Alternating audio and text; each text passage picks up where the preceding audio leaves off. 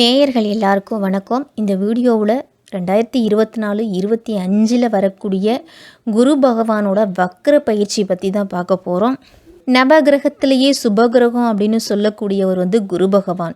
குரு அருள் இருந்தால் தான் நமக்கு திருவருள் அப்படிங்கிறது கிடைக்கும். அப்படிப்பட்ட குரு பகவானுடைய வக்ர காலம் அப்படிங்கிறது தொடங்க போகுது. அக்டோபர் மாதம் 9ஆம் தேதியிலிருந்து பிப்ரவரி மாதம் 4ஆம் தேதி வரைக்கும் சொல்லப்போனால் 119 நாள் குரு பகவான் வக்கரமாக இருக்கிறாரு. அதுவும் ரிஷப ராசியில் ரோகிணி நட்சத்திரத்துலேயும் கிருத்திக நட்சத்திரத்துலேயும் வக்கரம் அடைய போகிறாரு. நேயர்கள் எல்லாருமே நினைக்கலாம், குரு பெயர்ச்சியாயே எங்களுக்கு ஒரு பிரயோஜனமும் இல்லை, இப்போ குரு வக்ரம்னு வேற சொல்கிறீங்க, அதனால் எங்களுக்கு என்ன பலன் அப்படிங்கிறது கிடைக்க போகுது அப்படின்னு நம்ம பலரும் யோசிச்சுட்டு இருப்போம். பயப்பட வேண்டிய அவசியம் அப்படிங்கிறது இருக்காது. குரு வக்கரம் அப்படின்னாலே சூரியனோட பார்வையிலிருந்து மறையிறது தான் குரு வக்கரம். அதே மாதிரி நவம்பர் மாதம் 15ஆம் தேதி சனி பகவானும் வக்கரமடைய போறாரு. சனி பகவான் அப்படின்னாலே தர்ம கர்மாதிபதி, தர்மத்துக்காக துணை நிற்கக்கூடியவர். இப்படி இந்த 2024 முடிகிறதுக்குள்ள குரு வக்கரமும் சனி வக்கர நிவர்த்தியும் நமக்கு கிடைக்க போகுது. அதனால இந்த 12 ராசிக்காரர்களுக்கும் எப்படிப்பட்ட பலன்கள் எல்லாமே கிடைக்க போகுது அப்படிங்கிறத நம்ம விரிவாகவே பார்க்க போகிறோம். வாங்க. மிதுன ராசிக்காரர்களுக்கு இந்த 2024-25 வரக்கூடிய குரு வக்ர பயிற்சியை பற்றி தான் இப்போ நம்ம பார்க்க போகிறோம். குரு பகவான் வக்ர பயிற்சி அப்படின்னாலே மிதுன ராசிக்காரர்களுக்கு சப்தமஸ்தானத்துக்கும் தொழில் ஸ்தானத்துக்கும் அதிபதி குரு பகவான். 7ஆம் இடம்னு சொல்லக்கூடிய சப்தமஸ்தானத்துக்கும் 10ஆம் இடம்னு சொல்லக்கூடிய தொழில் ஸ்தானத்துக்கும் அதிபதியாக குரு பகவான் இருக்கிறாரு. அவர் பலம் இழந்து இருக்கிறாரு. அப்படி பலம் இழந்து அவர் இருக்கிறது மிதுனராசிக்காரர்களுக்கெல்லாம் நல்லது தான். விரயஸ்தானத்தில் இருந்துக்கிட்டு விரயஸ்தானத்தில் பலம் இழக்கிறது மிக மிக நல்லது அப்படின்னு தான் சொல்லணும். மிதுனராசிக்காரர்களுக்கெல்லாம் மிதுனராசிக்காரர்கள் இதுவரைக்குமே விரய குருவாக தான் உங்களுக்கு இருக்கிறாரு. அப்போ விரய குரு அப்படின்னாலே மிதுனராசிக்காரர்களுக்கெல்லாம் இதுவரைக்கும் எவ்வளவோ நீங்கள் கடன் அப்படிங்கிறது உங்களுக்கு இருந்துக்கிட்டு இருந்திருக்கும். உடல் உபாதைகளால் பல்வேறு விதமான பிரச்சனைகளை சந்திச்சிருப்பீங்க. நண்பர்களாலேயும் உங்களுக்கு ஏகப்பட்ட பிரச்சனைகள் அப்படிங்கிறது வந்திருக்கும். சொந்த பந்தங்கள் இடத்துலலாம் ஏகப்பட்ட அவமானங்கள், உறவுகள் எல்லாம் இழக்கக்கூடாததை இழந்திருப்பீங்க. இப்படி விரைய குருவால் பல்வேறு விதமான கஷ்டங்களை அனுபவிச்சுட்டு இருந்திருப்பீங்க. இந்த காலகட்டத்தில் அஷ்டம சனியும் உங்களுக்கு இருக்குது. மிதுனராசிக்காரர்களுக்கெல்லாம் குரு அக்டோபர் மாதம் 9ஆம் தேதி வக்கரம் அடைகிறாரு. அதே மாதிரி சனியும் இப்போ வக்கரத்தில் தான் இருக்கிறாரு. உங்களுக்கு நவம்பர் மாதம் 15ஆம் தேதி தான் சனி வக்கர நிவர்த்தி அடைய போகிறாரு. அதனால் குரு வக்கரம் அப்படிங்கிறது உங்களுக்கு நல்லது தான். சனி பகவான் பாக்கிய சனியாக உங்களுக்கு இருக்க போகிறாரு. மிதுனராசிக்காரர்கள்லாம் இப்போ தான் மெல்ல மெல்ல கையை ஊனி தான் நீங்கள் எழுந்திரிச்சிட்டு இருக்கீங்க. கொடுக்குற இடத்துல சனி பகவான் இருந்தாலும் அவரால் கொடுக்க முடியல அப்படின்னு தான் சொல்லணும். ஏன்னா பூர்வீக சொத்துல வில்லங்கம் அப்படிங்கிறது அதிகமாகவே இருக்குது. அதை விற்கவும் முடியாது, வாங்கவும் முடியாது. பல்வேறு விதமான பிரச்சனை அப்படிங்கிறது அந்த பூர்வீக சொத்துல இருந்துக்கிட்டே இருக்கும். குரு 12ல் இருக்கிறதால பூர்வீக சொத்து சம்பந்தமாக அதிகமான செலவுகள் அப்படிங்கிறது நீங்கள் செஞ்சுருப்பீங்க. ஏன்னா எப்படியாவது இந்த சொத்து நம்ம கைக்கு வராதா, அதன் மூலியமாக நமக்கு ஒரு விடிவு காலம் பிறக்காதா அப்படின்னு மிதுனராசிக்காரர்கள் எல்லாருமே ஏங்கிக்கிட்டு இருப்பீங்க. தந்தையோட உடல் ஆரோக்கியத்திலையும் ஒரு சில பின்னடைவு அப்படிங்கிறது வரலாம். அதனால் சற்று கொஞ்சம் கவனமாக இருந்துக்கணும் இந்த குரு வக்ர காலகட்டத்தில்.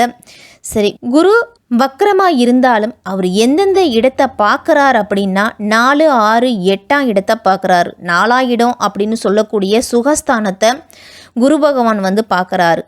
4ஆம் இடம் அப்படின்னா தாய் தந்தையை குறிக்கக்கூடிய இடம்.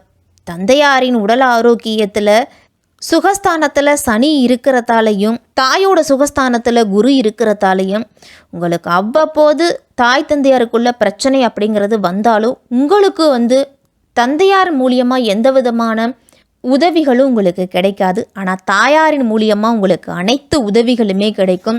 நம்ம புள்ள கஷ்டப்படுறான், அவனுக்கு எப்படியாவது நம்மளால் முடிஞ்ச உதவியை செஞ்சு அவனை மேலே தூக்கி விடணும் அப்படிங்கிற ஆர்வம் உங்களுடைய தாய்க்கு அதிகமாகவே இருக்கும்.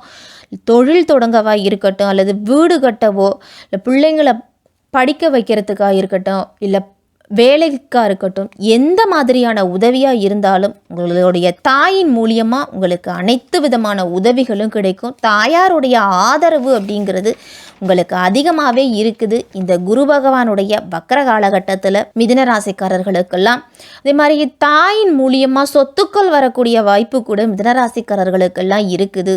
உடல் ஆரோக்கியத்தில் இருந்துட்டு வந்த பிரச்சனை அப்படிங்கிறது குறையும். குறிப்பாக மிதுனராசிக்காரர்களுக்கெல்லாம் ஒற்றை தலைவலி, சைனஸ் இந்த மாதிரியான பிரச்சனை அப்படிங்கிறது அதிகமாகவே இருக்கும்.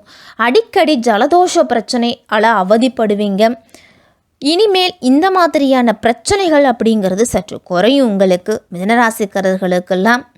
மிதுனராசிக்காரர்கள் எப்பொழுதுமே ஒரு இரட்டை மனப்பான்மை கொண்டவர்களாகத்தான் இருப்பாங்க. ரொம்ப யோசிப்பாங்க, ஆனால் முடிவெடுக்க முடியாத சூழ்நிலையில் அவங்க இருப்பாங்க. தடுமாற்றமான மனசு தான் அவங்களுக்கு இருக்கும். ஒரு காரியத்தை எடுத்துட்டோம் அப்படின்னா இந்த காரியத்தை செஞ்சால் நல்லா வருமா, இல்லை இந்த காரியத்தை செய்யாமலே விட்டுடுவோமா அப்படின்னு யோசிச்சுக்கிட்டே இருப்பாங்களே தவிர முடிவு அப்படிங்கிறது எடுக்க மாட்டாங்க. எந்த செயலாக இருந்தாலும் சீக்கிரமாக இறங்கி ஒரு முடிவை எடுக்க மாட்டாங்க. அப்பேற்பட்டவங்க தான் இந்த மிதுனராசிக்காரர்கள். இனிமேல் நீங்கள் தயங்காமல் எந்த முடிவு எடுத்தாலும் இந்த குரு வக்ர காலகட்டத்தில் உங்களுக்கு நல்ல வெற்றியில் போய் முடியும். தைரியமாக இறங்குங்க மிதுனராசிக்காரர்கள், வெற்றி நட போடுவீங்க.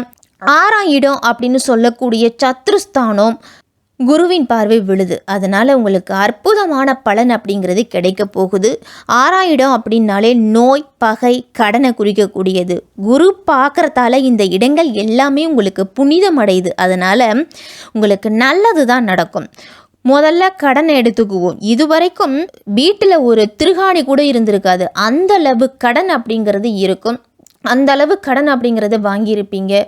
போட்ட தொழிலில் முதலீடு இருக்காது, அந்தளவு கடன் அப்படிங்கிறது இருக்கும். இப்போ தான் மெல்ல மெல்ல நீங்கள் முன்னேறுவீங்க இனிமேல் இந்த வக்ர காலகட்டத்துக்கு பிறகு. அதே மாதிரி அக்டோபர் மாதம் 9ஆம் தேதிக்கு பிறகு உங்களுக்கு ஒரு நேர்மறையான ஆற்றல் அப்படிங்கிறது கிடைக்கும் மிதுனராசிக்காரர்களுக்கெல்லாம். அப்பா, இனிமேல் எப்படியாவது நமக்கு நல்ல காலம் பிறந்துருச்சு, கொஞ்ச நாச்சும் நம்ம முன்னேறுவோம், நம்மளுடைய இழந்த சொத்துக்களையும் நம்மளுடைய பொருளாதார ரீதியும் மீட்டெடுக்கக்கூடிய ஒரு வாய்ப்பு அப்படிங்கிறது இனிமேல் கிடைக்க போகுது நமக்கு அப்படின்னு சற்று நிம்மதி அடையக்கூடிய யோகம் இந்த குரு வக்ர காலகட்டத்தில் இருக்குது. எவ்வளவு கடந்த காலத்தில் எவ்வளவு சம்பாதிச்சாலும் மாத கடைசியில் 2000-3000 கடன் வாங்க வேண்டிய சூழ்நிலை தான் இருந்திருக்கும் மிதுனராசிக்காரர்களுக்கு. 1 லட்சம் சம்பாதிச்சாலும் 1,02,000 தான் இருந்திருக்கும். கடன் அப்படிங்கிறது இருந்திருக்கும். எந்த வகையில் இருந்தாலும் தொட்டது துளங்களை, தொல்லைகள் அகலலை அப்படிங்கிற நினப்பு அதிகமாகவே இருந்திருக்கும். இனிமேல் அந்த நினப்புக்கெல்லாம் மூட்டை கட்டி தூக்கி போடுங்க. உங்களால் முடியாதது எதுவுமே இல்லை அப்படிங்கிற மன தைரியத்தை வளர்த்துக்குங்க. மருத்துவ செலவிலிருந்து குறையோ, அதனாலேயே ஒரு மிகப்பெரிய மன நிம்மதி அப்படிங்கிறது கிடைக்கும். எதிரிகளோட தொல்லை இந்த குரு வக்ர காலகட்டத்துக்கு பிறகு உங்களுக்கு இருக்காது. வேலை பார்க்குற இடத்துலையும் உங்களுக்கு சக ஊழியர்களால் பிரச்சனை அப்படிங்கிறது இருந்துக்கிட்டு இருக்கும். தொல்லை தந்த மேலதிகாரிகள்லாம் உங்களுக்கு மாற்றம் அடைகிறதால உத்தியோகம் அப்படிங்கிறது ஒரு உற்சாகமாக இருக்கும். இனிமேல் சனி நவம்பர் மாதம் 15ஆம் தேதி வக்ர நிவர்த்தி அடைய போகிறாரு. அதனால் நவம்பர் மாதம் 15ஆம் தேதிக்கு பிறகு உங்களுக்கு சிறப்பாக இருக்கும். மிதுனராசிக்காரர்களுக்கெல்லாம் வேலைக்கு நீங்கள் முதலாளியாக இருந்தீங்க அப்படின்னா வேலைக்கு நல்ல ஆட்கள் இதுவரைக்கும் கிடைச்சிருக்க மாட்டாங்க. இனிமேல் உங்களுக்கு நல்ல பணியாள் அப்படிங்கிறது கிடைப்பாங்க. அதேமாதிரி மிதுனராசிக்காரர்களுக்கெல்லாம் தூக்கம் இல்லாத இரவுகள் அப்படிங்கிறது அதிகமாக இருந்திருக்கும். எதையாவது நினச்சிக்கிட்டு தூக்கம் இல்லாமல் ரொம்ப அவதிப்பட்டுட்டு வந்திருப்பீங்க. அந்த நிலை அப்படிங்கிறது இனிமேல் இருக்காது. மிதுனராசிக்காரர்களுக்கெல்லாம் சாதனை செய்யக்கூடிய ஆற்றல் இந்த குரு பகவானுடைய வக்ர காலகட்டத்தில் கிடைக்க போகுது. மிதுனராசிக்காரர்களுக்கெல்லாம் வாழ்த்துக்கள். இந்த குரு வக்ர காலகட்டத்தில் குரு பகவானுக்கு வியாழக்கிழமையில் மஞ்சள் நிற மலர்களால் அர்ச்சனை செய்து குரு பகவானை வழிபட்டுட்டு வாங்க. உங்களால் முடிஞ்ச உதவியை உங்களை தேடி வர்றவங்களுக்கு செய்யுங்க. மிக சிறப்பாக இருக்கும் இந்த குரு வக்ர பயிற்சி மிதுன ராசிக்காரர்களுக்கு.